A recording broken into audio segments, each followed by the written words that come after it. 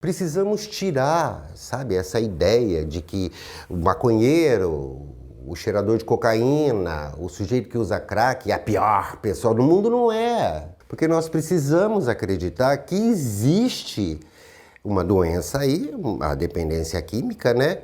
E que existe a possibilidade de você fazer esse tratamento e da pessoa voltar a viver de uma forma bacana, de uma forma muito melhor, sem ter que ficar usando droga o tempo todo, ou talvez não usar mais. Eu não quero usar crack, mas eu vou continuar usando maconha. Será que pode?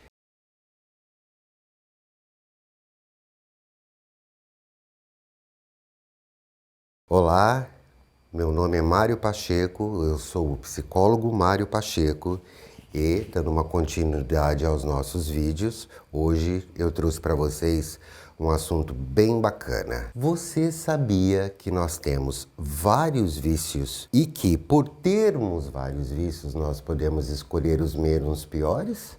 Através de um exercício de consciência, através de terapias, através de autoconhecimento, né? E por que nós temos vários vícios? Nós temos vários vícios porque nós temos uma propriedade mental, né? O nosso cérebro tem, né? Chamado neuroadaptações, que leva a uma outra propriedade chamada neuroplasticidade, tá bom? Nós vamos falar sobre esse assunto hoje, tá?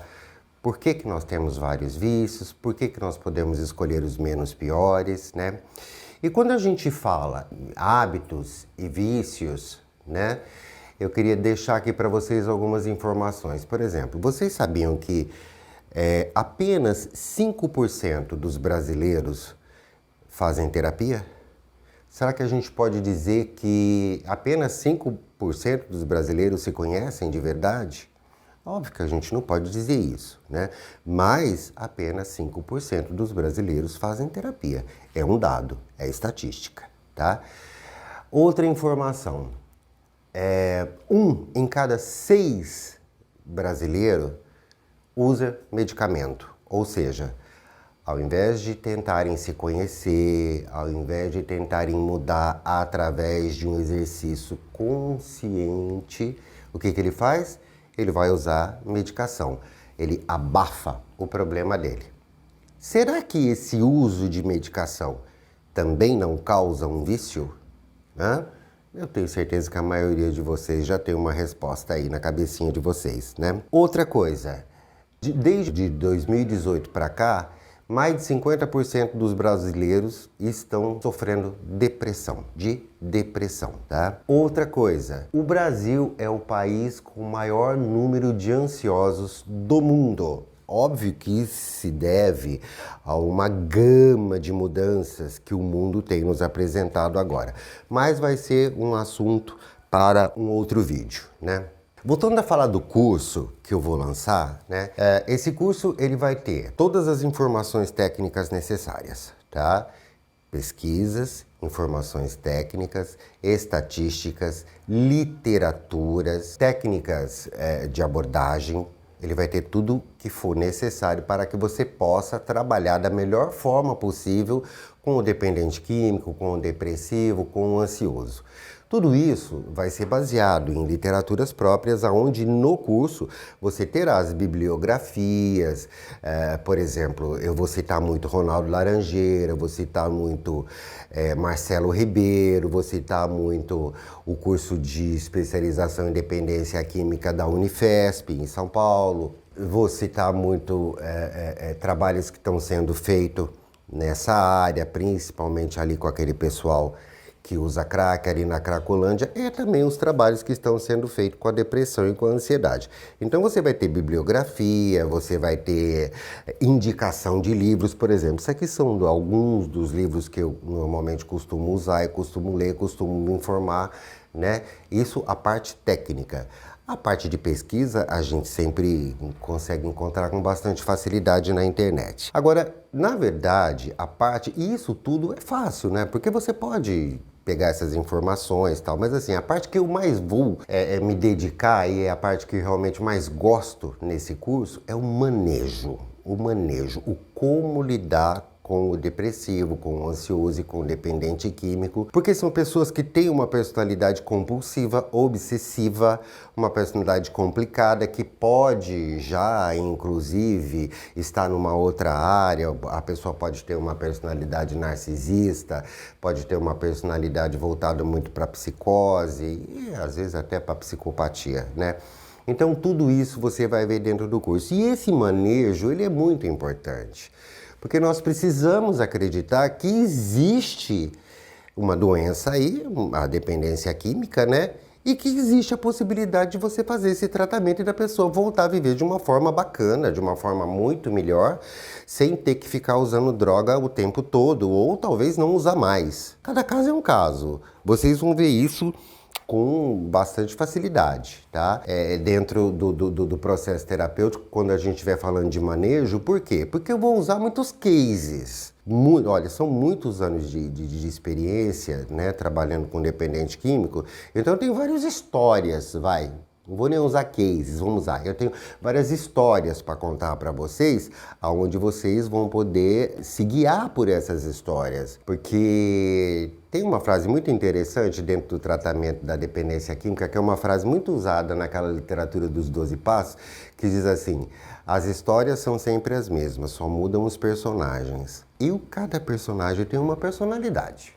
Cada personagem tem uma personalidade. E essa personalidade é o que realmente vai interessar ali dentro daquele processo. Porque você vai ter que fazer um link do manejo com a personalidade, com a história, com a literatura, com os dados, com a substância que ele usa, para você poder, né, dar devolutivas para ele ou aplicar técnicas necessárias para que ele possa mudar, se transformar. Voltando a falar sobre, então, as neuroadaptações. Vamos lá. Primeiro eu acho melhor a gente falar de hábito e vício, né? Hábito. Nós temos vários hábitos, né? Vamos lá. Então, por exemplo, tem aquele local onde você prefere sentar na tua casa, né? Eu prefiro esse local aqui no sofá. Quando eu chego lá para sentar para assistir televisão, se tem alguém sentado naquele local, diz assim: dá para você mudar de lugar porque eu gosto desse. Isso é uma neuroadaptação. Quando você vai trabalhar, se você vai de carro, você tem um caminho que você gosta de seguir, né?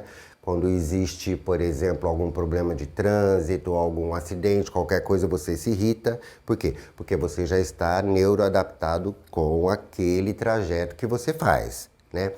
O local na cama, o lado da cama onde você dorme, é uma coisa tão simples isso, né?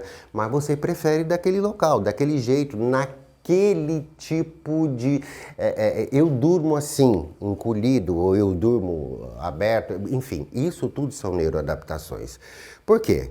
Porque você um dia descobriu que aquilo lá é prazeroso para você, então aumentou o seu nível de dopamina. Aumentando o nível de dopamina significa prazer, significa euforia, significa satisfação. Para alguns, significa até felicidade, tá? E daí vem a parte da neuroplasticidade. O cérebro neuroplasticamente engloba aquilo. Eita, isso é bom. Eu vou querer sempre fazer dessa forma.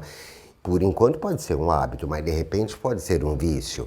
Agora, por isso que eu disse assim, ainda bem que nós temos vários e podemos escolher os menos piores. Porque, por exemplo, uma pessoa que conheceu maconha, conheceu cocaína, conheceu crack, você acha que ela não vai ter uma neuroadaptação? É claro que vai, porque tudo isso aumenta os níveis dopaminérgicos. E ela vai ter uma neuroadaptação e vai ter uma neuroplasticidade. Tudo bem? Existe aí sempre um exercício de consciência que vai falar assim: não, eu não quero usar crack, mas eu vou continuar usando maconha. Será que pode? Esqueceu da neuroadaptação? Esqueceu da neuroplasticidade? Porque o cérebro diz assim: eu estou adaptado a não usar crack, mas eu estou adaptado a usar maconha. Não, o cérebro diz assim: eu gosto dessa sensação do aumento da dopamina. É isso que ele diz. E aí você pode migrar para outras áreas. Uma neuroadaptação também, na questão da personalidade, por exemplo, em mentir, em ser perverso às vezes, né? Em ser fantasioso às vezes. Tudo isso, né, eleva os nossos níveis dopaminérgicos. E aí nós precisamos ter aquele entendimento terapêutico. Eu sou assim, eu preciso começar a trabalhar esse hábito para isso não se tornar um vício. Ou se já se tornou um vício, como é que eu vou tirar isso da casinha do vício e voltar para a casinha do hábito, ou talvez até não querer mais ter esse hábito. Porque o hábito e o vício, eles são na mesma linha. É igual a questão do amor e do ódio, entendeu? Eles estão ali na mesma linha. Então ele vai, é hábito, de repente ele chega aqui perto do vício. Aí, de repente, você vai repetindo aquilo tantas vezes que você se neuroadapta de uma forma, né? Através da neuroplasticidade, que aquilo lá já virou um vício. E daí? Dá para eu reverter isso? Dá, é claro que dá. Porque você não nasceu com isso. Foi um movimento seu que você pode conscientemente começar a melhorar tudo isso, né? Olha, não levem a mal o meu caderninho aqui não, tá? É minha lição de casa, é para eu não esquecer das coisas bacanas que eu tenho que falar para vocês. Então, existe a questão do hábito, existe a questão do vício, existe as neuroadaptações que vão ajudar isso a potencializarem dentro de você. E existe a questão da neuroplasticidade que vai englobar isso e falar isso eu gosto, isso é meu, né? E eu vou reprogramar esse cérebro para funcionar desse jeito. E aí quando eu digo assim, eu posso melhorar isso, eu posso trabalhar isso, eu posso pensar sobre isso? Posso. Por quê?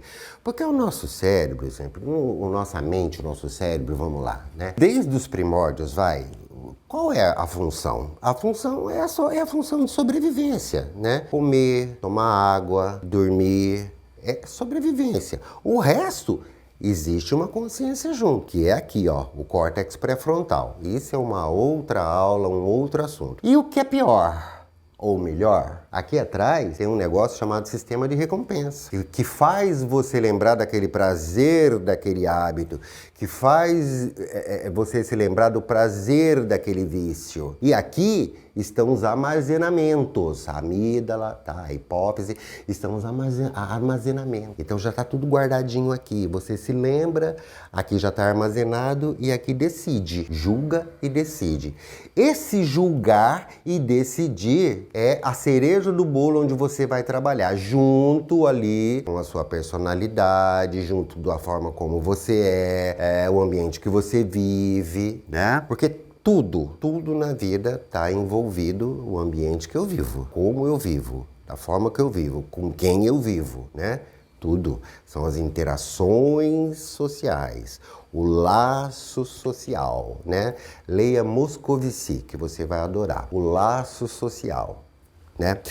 Bom, vamos lá. Então eu já falei de hábitos, já falei de vício. Quando é que... Vamos voltar nesse assunto. Quando é que um hábito se torna um vício? Um hábito se torna um vício quando você se neuroadapta, né? Só que por que eu chamo de vício? Eu chamo de vício porque não está sendo bom para mim. Vício é uma coisa que atrapalha a minha vida. Vício é algo que atrapalha a minha vida. Vício é uma palavra que veio do latim chamado vitium, que significa falha ou defeito. Defeito, falha, da onde? Daqui. Então, será que é bom ter vícios? Alguns sim, outros não. Por isso o título. Ainda bem que temos vários e podemos escolher os menos piores. Tá? Por exemplo, vamos lá, mais voltado para a personalidade. Uma pessoa teimosa, muito teimosa, se torna um vício. A pessoa gosta daquilo. Ela cria uma quantidade enorme de dopamina dentro dela quando ela está ali defendendo o que ela acha, o que ela pensa, mesmo às vezes sabendo que não é legal, que o que ela está falando é mentira. Ou então ela, sabe, só está ali por causa do ego dela, tal, entendeu? Tudo isso faz parte. Isso dentro do processo terapêutico, isso dentro do processo do vício, de como se cria o vício, é muito importante. Sabe, não é só a droga em si, não é só a maconha em si, não é só a cocaína em si. É o sujeito num todo. Precisamos tirar, sabe, essa ideia de que o maconheiro, o cheirador de cocaína, o sujeito que usa crack é a pior pessoa do mundo. Não é. Você quer saber? Se você fizer o curso, você vai entender. Na verdade, eles são as melhores pessoas do mundo, tá? São as melhores pessoas do mundo. Porque eu vou falar uma coisa pra vocês. Não é qualquer um que tem peito pra usar droga. Não é. E não é qualquer um também que tem peito para sair da droga. Tudo isso é muito importante, tudo isso você vai ver dentro do curso. E agora tem uma coisa interessante que eu gostaria de pensar aqui junto com vocês. Às vezes eu tenho alguns vícios e nem sei que eu tenho. Por falta de informação, por falta de eu rever a minha história, né? Então eu vou contar uma história aqui para vocês agora. Uma história interessante, uma história minha, tá? Uma história pessoal. Para quem assistiu o primeiro vídeo que eu fiz, onde eu me apresentei, eu contei lá a minha história e disse, né, que passei 5 meses usando crack e tal, que eu era obeso, enfim. Eu contei essa história lá. Só que eu esqueci de contar uma outra parte que eu me lembrei e aí acabou agora aqui encaixando nesse assunto. Eu já era viciado e não sabia. Não tinha a mínima ideia. Eu tinha 13 anos de idade, eu já pesava 113 quilos. Eu era baixinho, estava praticamente começando na adolescência e era muito gordo. E precisava, não era nem uma questão de querer ficar mais magro, eu precisava ficar mais magro, porque estava me prejudicando a minha saúde. Então naquela época, olha gente, eu estou falando de 1973. Naquela época, a minha mãe me levou no endocrinologista, ele me passou um remédio que ia me ajudar a tirar a minha fome que eu ia emagrecer. Só que ele disse assim pra mim, esse remédio é um remédio muito forte, então eu quero que você faça um acompanhamento com um médico cardiologista também, que é para não dar nenhum problema aí no teu coração, porque esse é um remédio muito complicado. Mas naquela época, a gente só conseguia fazer dieta se tomasse medicação. Todo mundo tomava medicação naquela época. Ainda não existiam, a gente não ouvia muito falar sobre alimentação saudável, sobre práticas esportivas. A gente até ouvia, mas era muito pouco. E o que se ensinava dentro da escola pra gente?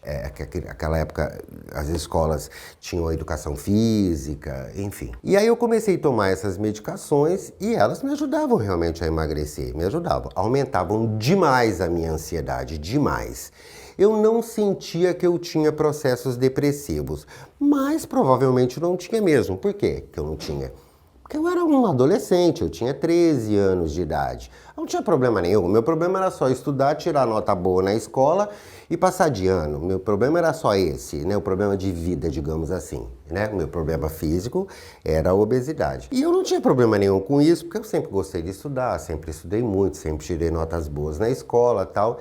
E a ansiedade que aquela medicação me causava, me ajudava a estudar muito mais. E eu até gostava daquilo. E hoje em dia, depois que eu comecei a trabalhar com dependência química, que eu comecei a estudar, que eu comecei a fazer terapias, né? Comecei a entender tudo isso. Eu já era viciado há muito tempo e não sabia. Por quê? Porque eu tomava anfetaminas. É uma medicação muito forte, droga, na verdade, né? É uma droga. E que eu era viciado naquilo e não sabia. Não sabia de jeito nenhum. Não tinha a mínima ideia.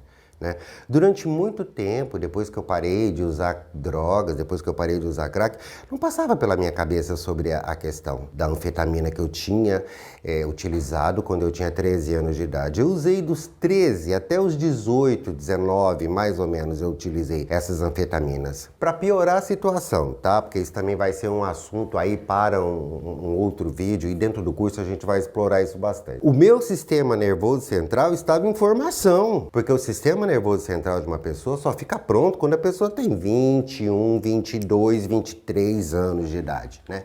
O que é o sistema nervoso central? O sistema nervoso central é uma coisinha que fica bem aqui, ó, sabe? Que a gente fala assim, ó, cuidado com a moleira do bebê e tal. Pois é, lá. Esse sistema nervoso central, biologicamente, ele só fica pronto depois dos 21 anos. Porque para ele atingir a maturação necessária, né, ele precisa de todo esse envolvimento social que a gente tem. Ele precisa de todas essas interações. Só que organicamente ele está se formando, né? Então o que eu fiz durante de 13 a 19, 6 anos? O que eu fiz? Eu coloquei droga junto, né? Aí será que ele se neuroadaptou? Será que a neuroplasticidade já não estava tudo guardadinho ali, ó? Lembra que eu falei para vocês, né, que nós temos tudo guardado e que nós temos um sistema de recompensa? E aí o que acontece? Você emagrece, mas você não sabe que você utilizou muita droga para isso, foi o que aconteceu comigo. E depois lá na história que eu contei, na minha história lá que eu contei inicialmente, isso não deu muito resultado e aí eu disse que eu fiz a cirurgia bariátrica, né? Só que eu já tinha todas essas informações aqui guardado. E eu precisava potencializar essa dopamina, porque eu já estava magro, eu tinha conseguido ficar magro, mas isso não foi suficiente para minha dopamina chegar num pico onde eu dizia assim, estou plenamente satisfeito. Não existe isso, né? Não existe plenitude, a grande verdade é essa, é tentando ser pleno, tentando ser feliz, tentando fazer as coisas o tempo todo. É assim que a gente atinge bons níveis dopaminérgicos, né? Quando a gente tenta, quando a gente se arrisca, quando a gente vai atrás. E aí migrou para as compras, migrou para o sexo, migrou para várias outras situações até chegar no crack.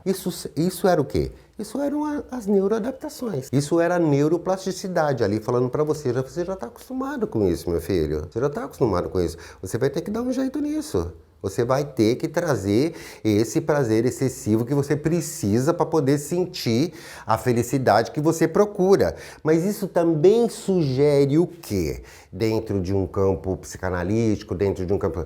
A imaturidade, a falta de conhecimento. Porque quando você tem conhecimento, você procura entender às vezes assim, será que eu consigo ficar bem? Será que eu consigo ficar feliz? Só de ir para a praia, ficar sentada ali olhando o mar?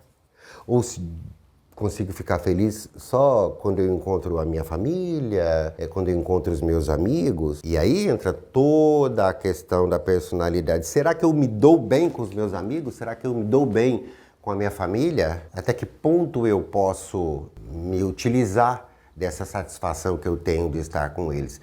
E na maioria das vezes, no caso do dependente químico, isso não existe. Sabe por quê, gente? Isso daí a gente vai entender muito lá dentro do manejo. Por que que isso não existe? Não existe porque o dependente químico tem mania de achar que todo mundo está contra ele só porque ele usa droga. Então, assim, ele reclama do pai, ele reclama da mãe, ele reclama da esposa, ele reclama do namorado, da namorada, ele reclama dos amigos, porque eles ficam falando que eu uso tal, principalmente dentro do ambiente familiar. O dependente químico tem uma mania muito grande de achar que está todo mundo contra ele. Quando, na verdade, está todo mundo tentando falar ou fazer alguma coisa para que ele saia disso, né? Isso são mecanismos de defesa, né? É mecanismo de defesa do sujeito que usa, porque assim, ele chega ao ponto de dizer, eu uso porque minha mãe é assim, eu uso porque meu pai é assim, eu uso porque minha esposa é assim, eu bebo porque meu namorado é assim. Ele chega a esse ponto, né? E também é mecanismo de defesa do pai, da mãe, da namorada, por quê? Porque eu preciso falar alguma coisa para ver se eu consigo me defender do tipo de comportamento que esse cara está tendo, onde eu mostro a minha moral e onde eu mostro o que é certo e o que é errado. Então, dentro de um processo terapêutico, quando o dependente químico consegue entender que isso é um mecanismo de defesa e que isso pode ajudá-lo, ele passa a ouvir. Ele passa a ouvir. E aí, eu já disse isso lá no outro vídeo, 70%, 80% do remédio que o dependente químico toma quando ele está dentro de um processo de tratamento, né? Não é aquela medicação que ele toma por aqui, não. É a medicação que entra por aqui. E essa medicação que entra por aqui se chama o quê? Terapia. E é isso que nós vamos ter no curso. É isso que vai te ensinar. É muito importante. Esse é um momento muito importante. Para fechar esse assunto, olha só, eu usei anfetaminas. Anfetamina hoje em dia, várias anfetaminas hoje em dia não são mais legais, né? Não são mais vendidas. Existe aí pesquisas, né, notícias que mostram, né, que os caminhoneiros usam muito isso, né? Eles chamam inclusive de rebite, né? Para que eles usam isso? Para não dormir, para poder dirigir, para poder ficar a noite inteira acordado, 2 dias acordado, né, para sentir. Parece que você está ligado no 220. A grande verdade é essa. Uma outra coisa muito séria hoje em dia, que também é hábito, né? e que para muitas pessoas já se tornou vício, é a questão das pessoas terem dificuldade para dormir. A gente ouve muito isso, muito, mas muito mesmo. É muito difícil não ter alguém dentro do setting terapêutico, né, dentro da terapia, que não reclama que não consegue dormir. Ah, eu dormi bem, muito difícil. A maioria não consegue dormir. E por quê? Porque criou um hábito que não é um hábito bacana para que o sistema nervoso central consiga entrar naquele processo de relaxamento, de descansar. Por exemplo, hoje em dia existe aí essa quantidade enorme de informações, né, que a gente vê toda hora na internet, na televisão, enfim, né? Isso tudo é o dia inteiro, todo mundo correndo atrás dessas informações. É o WhatsApp, todo mundo correndo atrás de informação. É o Facebook, é o Instagram, é o WhatsApp de novo, são as notícias, é a política. Todo mundo o dia inteiro com esse celular na mão. Quando chega à noite, na hora que descansa, teria que desligar, teria que apagar a luz, teria que se alimentar de uma forma melhor. Porque o cérebro está a mil, porque o cérebro criou uma quantidade enorme de dopamina, porque o cérebro adora isso, porque o cérebro está neuroadaptado a isso. E aí como é que eu vou fazer? Quando a gente ouve muito, no YouTube tem vários, a higiene do sono, como é que é feito a higiene. E tem gente que não acredita nisso, mas tem que acreditar. Não existe milagre, tá? Só quem faz milagre é Deus, mas isso é lá com ele, né? Mas eu tenho que pedir esse milagre para ele, né? Mas se eu quero fazer alguma coisa para mudar o jeito que eu vivo, quem tem que fazer sou eu. Então eu tenho que tentar essa higiene do sono, que é para ver se eu consigo dormir. Não é sair por aí tomando medicação para apagar, para desligar o sistema nervoso central. Existem várias medicações poderosíssimas aí que fazem isso. E pronto, entra num processo de neuroadaptação, entra num hábito exagerado, neuroplasticamente engloba, vira vício e depois para sair é difícil, é complicado, é muito, muito, muito, muito, muito complicado mesmo. Tá? Então, prestem atenção. Nós temos vários vícios, vários. Não dá para viver sem vício. Desde quando a gente nasce, a gente tem esse movimento, né? A criança sabe qual é a hora que ela tem que chorar para a mãe poder vir atendê-la.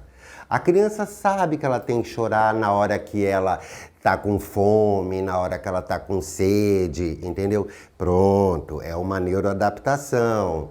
Vai virar vício? Pode até ser. Vamos dar um exemplo. Depois ela fica uma criança manhosa.